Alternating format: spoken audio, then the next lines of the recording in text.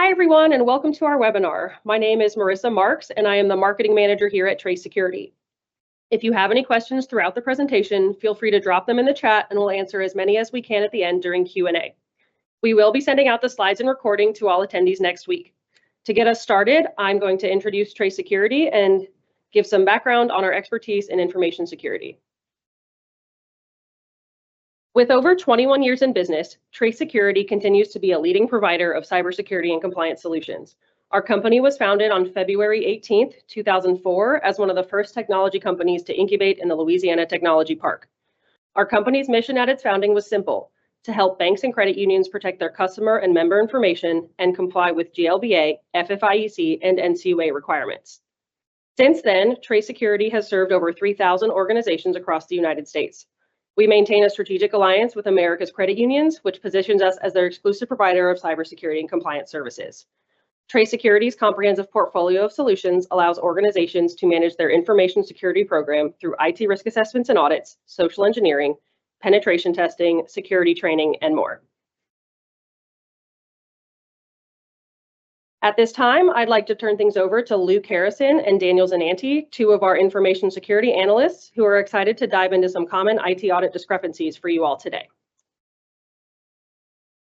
Hello and welcome everyone. My name is Luke Harrison. I've been working with Trace Security for a little over 3 years now as an information security analyst. I typically perform IT security audits, penetration tests, and application tests. I earned my Bachelor of Science degree in computer science at Mississippi State University. Hi, my name is Daniel Zinanti. I've been with Trace Security for a year now, typically performing risk assessments, IT audits, and pen testing. I completed the Cybersecurity Bootcamp at University of Colorado Boulder and earned my CompTIA Security Plus certification. I also studied Applied Science and Engineering Graphics at Community College of Denver and made the transition from my old career in design engineering into cybersecurity. I believe we are all well aware of how important compliance work is, and more specifically IT audits when it comes to running a tight ship security-wise. In an organization's infrastructure, there are all kinds of moving parts, be it personnel management, technical controls and configurations, risk reviews, and testing. In this webinar, we hope to shed some light on 10 controls that we've found to be most commonly not implemented when conducting audits here at Trace Security. For one reason or another, they're just not being done. Whether it's due to limited staffing, tools, or awareness, these gaps show up again and again. Daniel's going to get us started with the first control. All right, let's get into it. Our first control deals with your process around performance event and problem detection. First, let's define what that means. You have systems in place to detect IT issues in real time, ideally before users or auditors report them. This includes identifying critical systems, monitoring them consistently, and tracking when performance dips. Why does it matter? Think of it like treating a fever before full-on flu sets in. You want to fix slowness and crashes before it becomes such a problem that business halts. No one wants a frantic employee or a customer shouting, "Why can't I log in?" because a payment system went down during peak hours. Now let's talk about why we often find this control to be unimplemented. Many companies operate under the mindset, we'll know when it breaks. Too many teams rely on user complaints or crisis response instead of proactive monitoring. It's the old mentality, if it ain't broke, don't fix it. But in tech, by the time you know it's broken, you're already in trouble. Without early detection, you risk extended downtime, SLA violations, and unhappy customers. In a lot of cases, monitoring tools are underutilized or poorly tuned. Institutions might have monitoring tools, but they're not configured properly, or they're watching the wrong things. When you keep getting alerts about things that aren't real problems, it can create complacency. It's like having a smoke alarm, but taking the batteries out because it was annoying. Default settings typically won't catch subtle signs of degradation like slow logins and memory creep. Another issue is logins may have no clear ownership or defined thresholds. Who actually is responsible for defining what's normal logins look like? Often no one knows. Without thresholds, alerts become noise, or worse, you don't get alerted at all. Lack of defined roles and response procedures leave you flying blind during performance dips. So how can we make sure this control doesn't get flagged in your next audit? Step 1, Inventory your critical apps, especially those tied to revenue or compliance. This includes things like your core banking system, your enterprise resource planning or ERP system for short, your loan origination system or LOS for short, your online banking and mobile banking platform. Step 2, use monitoring tools to set thresholds, generate alerts, and track trends over time. Things like security information and event systems, or SIMs for short, are great for this. SIMs help you monitor your network for things like unauthorized access attempts, unusual network traffic, and changes to privileged accounts. Step 3, document everything you detect and fix. This becomes your paper trail if regulators come knocking at your door. How much documentation should be backlogged? There are a few best practices depending on what the information is for. For regulatory requirements, 3 to 7 years is recommended. Operational best practices, 6 to 12 months of documentation. And for performance monitoring systems, 2 to 4 weeks is typically good for deep troubleshooting. Now I'll pass the mic to Luke to go over our second control of the day. Thanks, Daniel. While performance, event, and problem detection is important, we must also ensure that our organizations are able to detect potential rogue devices and deny them network access. The next control covers exactly this. Configure Ethernet ports to identify and authenticate approved systems and devices before allowing connection to the production network. When it comes to allowing connections to your production network, there needs to be user and device verification to stop malicious actors in their tracks. The production network is the internal network, where all appliances such as the core financial processor, file shares, and other internal devices are located. Users connect to the production network through either Ethernet ports or a VPN connection. The point of this control is to keep hackers from plugging into a random live Ethernet jack while on site, and in doing so, gaining access to the production network. So what are some reasons we commonly find it unimplemented? Well, for one thing, implementing 802.1x and radius authentication can be a complicated process, and sometimes outdated infrastructure must be replaced in order to implement it. This can be expensive in terms of both the acquisition and configuration of new network appliances. Also, IT resources are often already spread thin, so dedicating a significant amount of time implementing this may have led to this falling by the wayside. Registering and tracking all approved endpoints such as workstations, laptops, printers, ATMs, and voice over IP phones can be a pain point for organizations with more sophisticated setups who have yet to track these devices. However, it's precisely why we recommend it so heavily. Once we have assigned us certificates to manage endpoints, we can begin logging authentication attempts, failures, MAC changes, and port state changes for our devices on the network. This means we now have greater visibility over anomalous activity as we can identify new devices and excessive reauthentication attempts. With a SIM solution implemented, we can route these events for log monitoring. This will allow us to easily correlate our network event data with physical access logs or security alerts. Also, while visibility and alerting are important, so is blocking access directly without user input. Rules can be put in place so that if a device isn't registered and doesn't authenticate, it's immediately blocked on the network. Additional rules can be put in place for unmanaged or IoT devices, such as device segregation, sandboxing, or denying access altogether, as IoT devices often have lackluster support and can be easily exploited. Let's dig a little further into the technical side of mitigating this control. 802.1x is a network access control that's commonly implemented to verify user credentials before they're given access to a wireless or wired network. This allows for certificate or AD-backed credentials to allow access to the production network. First, it's critical to identify network switches and access points and determine which devices support 802.1x or support security features. This is currently the best available option for network access control, and it's what we look for when checking this control during the audits. For systems that do not support 802.1x, there are still some remediation efforts that can be done to partially implement the control. MAC address filtering or static allow lists can get the job done, while more advanced solutions are considered and implemented. For long-lasting security, we should retroactively review our security posture in this area. This includes maintaining an up-to-date endpoint inventory and periodically testing the network. When reviewing our endpoint inventory, we should make sure that it is both up-to-date and reconciled with network access policies. We should be sure to include pertinent information such as device type, MAC address, assigned users, VLANs, and location. We should also scan regularly for unauthorized devices on internal subnets, as well as attempts to connect rogue devices to live ports in our branches. We can review switch logs, or as Daniel's about to cover, route them to SIM solutions for review of potentially anomalous behavior. Daniel's going to go into detail on our next control regarding log aggregation. Thank you, Luke.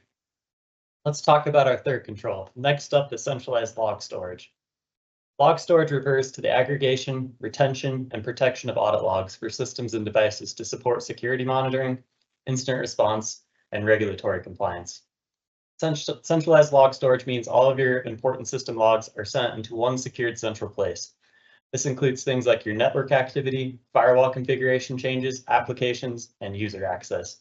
This helps you to stay compliant, trace incidents, and troubleshoot fast. So why is centralized log monitoring so important? Think of logs like security footage. You don't realize how badly you need them until something goes wrong.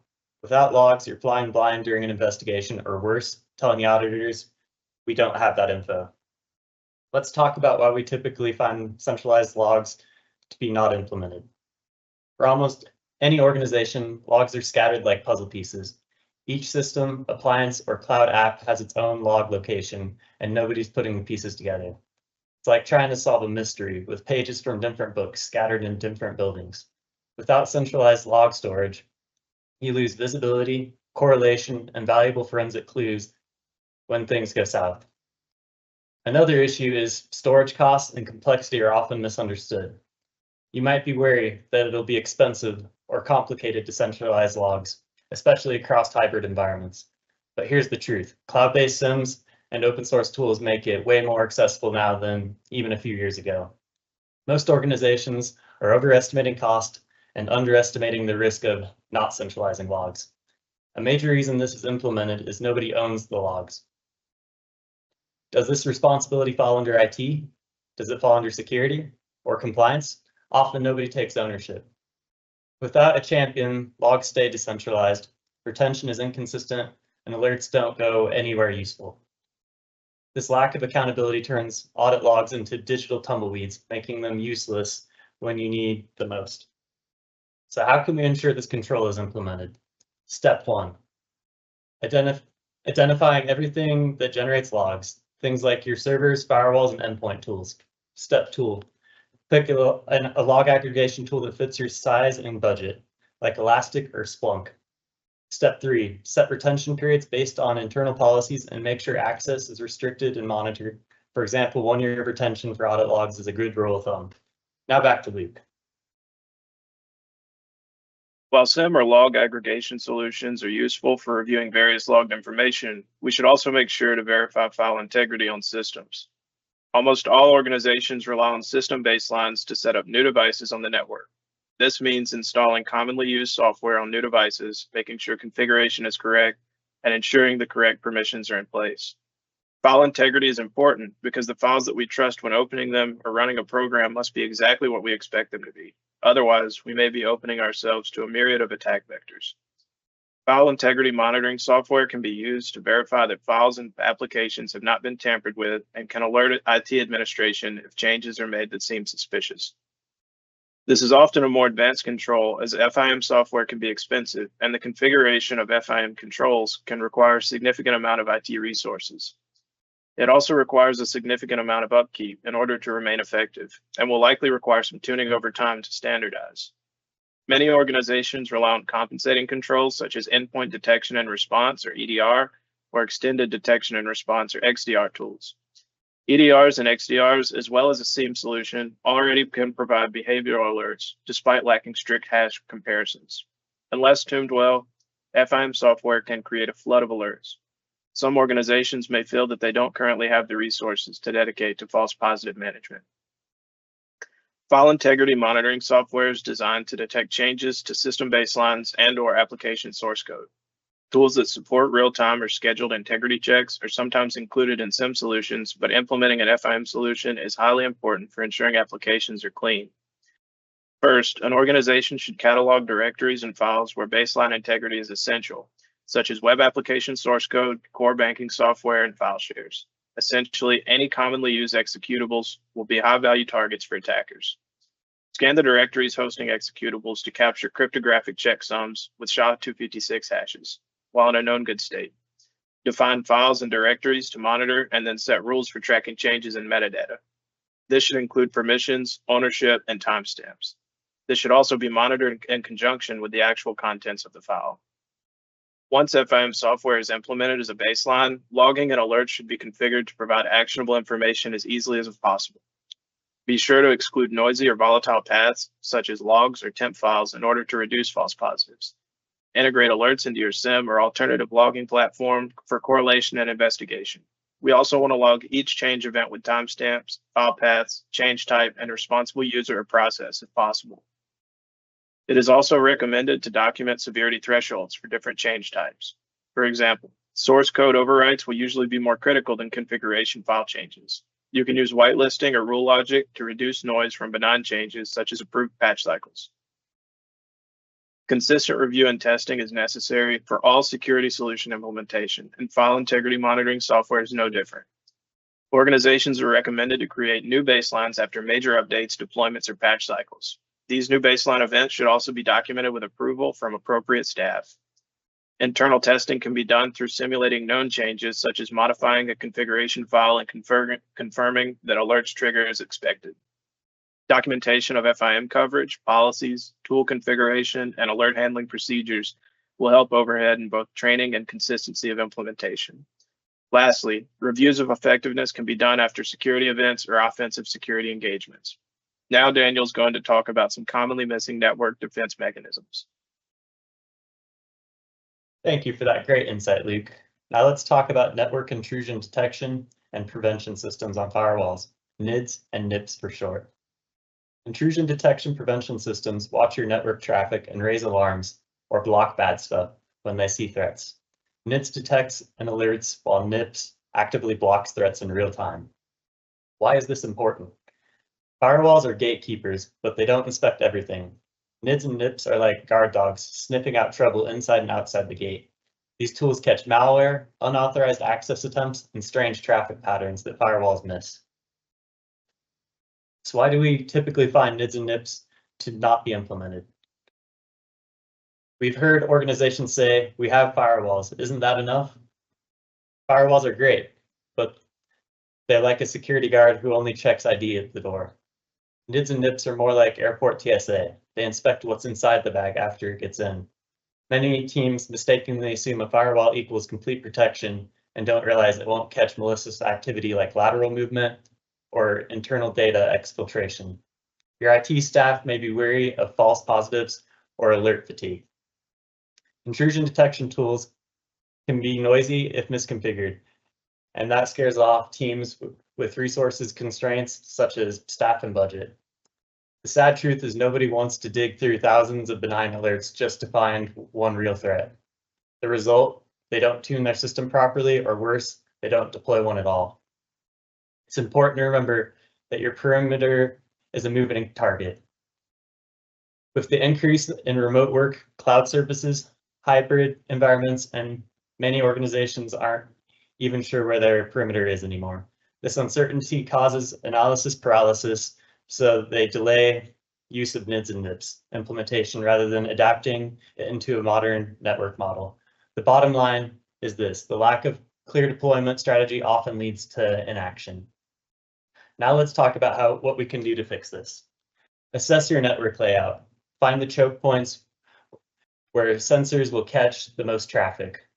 Deploy your system in the right spots. Use demilitarized zones or DMZs as internet gateways, load up detection rules, and integrate it with your SIM for alerts. Regularly tune rules to reduce false positives and test that it's catching real threats effectively. Most of our customers get NIDS and NIPS reports on a weekly to monthly basis to identify threats and ensure new rules are not causing false positives. Let's hear from Luke about our next control. Another control that is somewhat regularly not found to be implemented is the configuration of data leak prevention or DLP software. There's often a large amount of sensitive information found on production systems. This can include personally identifiable information or PII, financial records, account numbers, internal reports, and other information. There are many different versions of DLP software, but there are a few major things you'll want to make sure are included in whatever platform you choose. DLP software often allows administrators to lock down drives. This means that users will either not be allowed to use removable storage media such as USB drives, or they'll have to get adequate approval from administrators before they can use them. DLP software often also has the ability to easily configure this use for occasional use cases. Some DLP software can be used to mask PII or other sensitive information. For example, if I were to send an email with sensitive information like bank account numbers to someone else inside the organization, the sensitive information would be scrubbed before being sent. Another form of DLP that can prove valuable to organizations is SFTP servers or secure file transfer protocol servers. This is a secure version of the typical FTP server and can be used to easily share files within the organization as well as with outside entities when necessary. Appropriate permissions are easily managed, and logs of file transfers can be kept accordingly. Organizations often find that they currently have implemented one or two of these types of controls and don't want to dedicate the resources to flesh out data leak prevention to cover more edge cases. Understandably, if an organization wishes to only implement some forms of DLP mentioned previously, they can work around these controls to avoid data leaks. However, the more checks we have in place, the better, especially when handling sensitive client information. Enabling DLP software as a bare minimum is important, but it's also very important that administrators conduct regular review of current systems and log files to ensure that secrets are kept locked tight. Also, employee education and enforcement of DLP policies is critical. It's often said that the person is the weakest link in an organization. Administrators can start by logging all DLP events and incidents and reviewing these later in reports. Some DLP software provides internal reporting features, but SIM solutions can also streamline pertinent information. Regular internal auditing of these reports could be fulfilled monthly or quarterly through log review events by administrators. These can be tied to change requests, allowing personnel or outside entities access to file transfer services. Annual or biannual training can ensure that employees are aware of the organization's DLP policies and procedures. The more training, the better, but it may be more important to focus your more regular training on other aspects of the organization. Lastly, email encryption for any messages containing some sort of sensitive information should be a baseline requirement for any DLP standard. Now, Daniel is going to go into a bit more detail about how you can implement restrictions on removable storage media for systems. Thanks, Luke. Now let's talk about how to properly configure your removable storage media restrictions. What does it mean to restrict removable storage media? This is all about controlling who can plug in things like USB drives, SD cards, and portable hard drives. It protects against data theft, accidental malware, and policy violations. Why is this important? Removable media is one of the easiest ways for attackers to sneak malware into your network, or for insiders to walk out with sensitive data. Remember Stuxnet? That was all started by a USB drive. Enough said. For those of you who don't know what Stuxnet is, here is a brief history. Though never officially confirmed, Stuxnet was believed to be a sophisticated computer worm developed by nation-state actors to sabotage Iran's nuclear program by targeting and damaging its uranium enrichment centrifuges in the early 2000s. So why do organizations choose not to restrict removable storage media? Your team may have operational dependence on these types of devices. It can be hard to restrict when employees are complaining that they still use them for day-to-day purposes or processes. Many teams still rely on USBs for file transfers, backups, and legacy hardware updates. So instead of locking them down, organizations leave the door wide open, even for devices they don't control.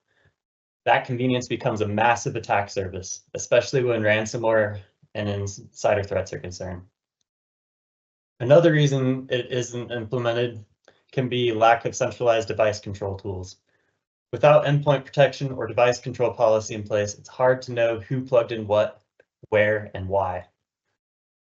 Smaller and mid-sized institutions often don't have the tooling to enforce restrictions, so it turns to an honor system for device usage. And we all know how well honor systems hold up in cybersecurity. Many businesses fall victim to the "we'll handle it later" syndrome. Removable media restrictions often get pushed to the bottom of the to-do list. Teams focus on flashy, more obvious threats like phishing and firewalls, while this simple high-risk control gets neglected. Ironically, USB-based malware has been around for decades, and it's still one of the easiest ways to bypass perimeter defenses. How do we effectively implement this control? Disable USB ports or restrict them to approved devices only using tools like Intune, JAMF, Active Directory Group Policy, or other DLP solutions. Enforce encryption and auto-scan requirements for any device that's allowed. Log every attempt to use removable media in your SIM, and most importantly, train staff to know the rules. Now let's hear from Luke about our next control. Thanks, Daniel. Next, we'll look at a control that we check for larger, more mature organizations related to online banking or e-banking applications. As you can see on this control, we recommend implementing out-of-band verification for high-risk transactions on the electronic banking application.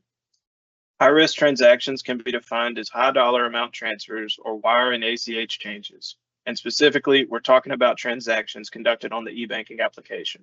This is typically going to cover consumer transactions and wires. Out-of-band verification can be defined as verification that's conducted entirely outside of the electronic banking application. I will be covering some common out-of-band channels used in just a moment. But first, organizations going through our IT auditing process will be aware of the OOB notification control for security changes being made on their e-banking app. This control goes a step further and is only found in our higher tier audits. Because of this, it's typically a new audit control for many of our developing financial institutions. Also, electronic banking software is often provided and managed by a managed service provider, sometimes the same provider that provides the core financial processor. In my time conducting audits, I've made note that many core financial processors who also manage the e-banking application do not provide this functionality. This means in order to implement the control, the organization may have to find a different e-banking vendor or develop and host the electronic banking website in-house. This can require a significant amount of resources and may cause the control to take a backseat to other more pressing issues. Common out-of-band channels used for this are SMS text messages, voice calls, a secure mobile app push notification, or a hardware token. An organization may want to make rules within their e-banking software based on geolocation of the user making the transaction, timing of the transaction, or set amount thresholds for online transactions. Most online banking providers allow administrators to log and monitor activities such as verification requests, repeated failures, or bypass attempts. These logs can then be centralized into the organization's SIM solution or fraud detection software. Thanks, Luke. That was very informative. For our second to last control we will be covering today, let's talk about strong password standards for consumer accounts. Human error is the biggest source of cyber attacks, whether it's employees or customers. Some of my fellow ISAs here at Trace Security joke that this is the 8th layer of the OSI model. Enforce password policies that require strong, unique, and regularly rotated passwords for consumer accounts. This may seem annoying to customers, but it's very important for continued account security. Protects against brute force and credential stuffing attacks. Most breaches still come down to one thing. Someone used a weak password or reused one across sites. Strong password rules make it way harder for attackers to guess their way into customers' data. So why do some organizations choose not to enforce strong passwords? Understandably, businesses often have a fear of frustrating their customers. Organizations worry about strict password rules like long character counts, complexity, or rotation will annoy consumers. And it's true, nobody wants to solve a math problem just to log in. But this fear often leads to lax policies like allowing password 123 or short pins, which is exactly what attackers hope for. Legacy systems and compatibility issues can make it hard to enforce strong password standards. Many consumer portals were built years ago, and retrofitting them to enforce modern password rules can break things. Some platforms weren't designed for multi-factor authentication or special characters, so IT teams hesitate to make these changes. The technical debt turns into security liability that just keeps growing. Some organizations have the mentality, we have MFA, so we're good.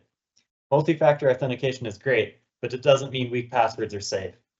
Many organizations treat MFA like a silver bullet and stop short of strengthening basic password standards. But if your users reuse that password on other sites, spoiler, they do, you're still one credential stuffing attack away from disaster. Here are some basic level requirements for your consumers' passwords. Require at least 10 character passwords using 3 of the 4 types: uppercase, lowercase, numbers, and special characters. Block accounts after 5 failed attempts and force reset to go through identity verification. Make them provide their ID if they're in person. Ask qualifying security questions if over the phone. You can also ask for the last 4 digits of their social security number if over the phone or even in person.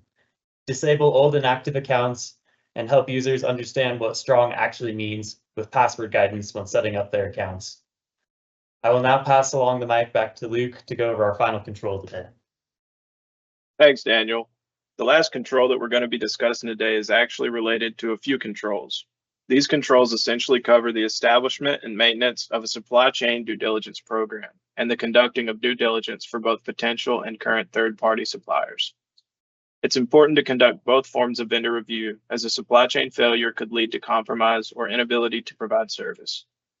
Most organizations have already established some kind of vendor management program, at least for third-party service providers. The difference between the two is something that is often questioned during our audit process. Essentially, third-party service providers are going to be vendors who directly perform a function or service for the organization. This could mean cloud hosting, payment processors, core banking platform vendors, or IT managed service providers. Third-party suppliers, on the other hand, is going to be more in line with hardware vendors, office equipment suppliers, facility maintenance contractors, and software resellers. The most common is going to be hardware vendors. A supply chain due diligence program is often very similar to a typical vendor management program, and in fact can often be subsumed into the vendor management program. Important details that should be included are frequency of due diligence collection review, processes that should be followed for both onboarding vendors and current vendors, and an outline of what kind of due diligence documents should be requested from suppliers. So what kind of documentation should we request from suppliers? Insurance certificates are a commonly available form of due diligence. Financial statements can also often be collected and help confirm the legitimacy of vendors under review. Business continuity plans, or BCPs, are a fantastic due diligence document to collect when available. And also another big one that can often be acquired from vendors are SOC reports. The FFIEC has more recently taken a stronger stance toward conducting due diligence for supply chain vendors. Because of this, these controls are somewhat new to our audit framework.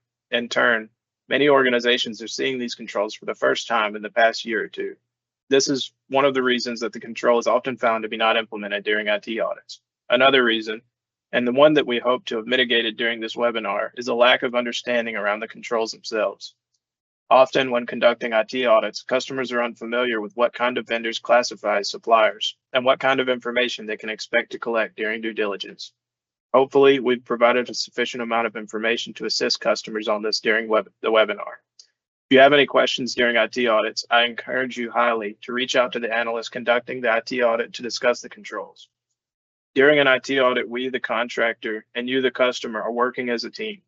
We hope to establish the best possible security standards for your organization in the short time we find ourselves working together on the audit. It's vital that communication between us is freely flowing. Now let's let Daniel close us out. Well, folks, we've come full circle. At the start of the webinar, we talked about how compliance and IT audits are critical to keeping your security ship sailing smoothly. And as we've seen today, even the most well-intentioned teams can overlook some pretty important controls, whether due to time, tools, or just not knowing they're even missing. Hopefully, spotlighting these 10 commonly neglected areas has helped bring some clarity and maybe even a few aha moments. Because awareness is the first step and action is where real security begins. From personnel and policies to configurations and controls, it all matters. And now, armed with insight, you're one step closer to running a tighter, more resilient environment. Thanks for joining us today. We hope you're leaving a little more informed, a little more inspired, and ready to tackle these audit gaps head on. See you next time. And as always, stay secure out there. All right, thank you all so much for joining us today. We are going to get into some questions, and feel free to drop more questions as we go and we'll answer as many as we can. Okay, all right, so our first question is, you talked about organizations implementing like some DLP solutions and not other ones? Is there certain reasons why they're not doing all of it? I think I'll take this one, but I think it's typically just ease of implementation. It's best to get as many of these controls configured as possible, but I know that's not always viable for everyone. You should prioritize cheap and easy to implement controls at first, and then you can work on getting the rest implemented over time. All right, thank you. And someone asked what we would recommend if their core financial processor doesn't offer out-of-band verifications. Right. So I would say to make sure to factor this in when you're conducting regular or annual vendor reviews. I know core conversions carry a lot of overhead, but we should always evaluate our vendors, especially when they fail to implement security controls like that. All right, I got one more right here. So what if your managed service provider doesn't enforce strong password standards? I can take this one, Marissa. We run into this a lot. In many cases, MSPs or IT service providers are running your environment on systems that have not yet been upgraded to handle modern password requirements. When you run into this problem, it's understandable that you may not be able to swap vendors immediately, but it should be taken into account when contracts are up, and eventually you'll want to switch to a new MSP if they're causing issues in your company with your security posture. But we do run into that quite often, where people are kind of stuck between a hard and a rock place because they're waiting for a contract to end or whatnot like that. All right, it looks like that's all we got for today. Thank you again for joining us, and we hope to see you again next time.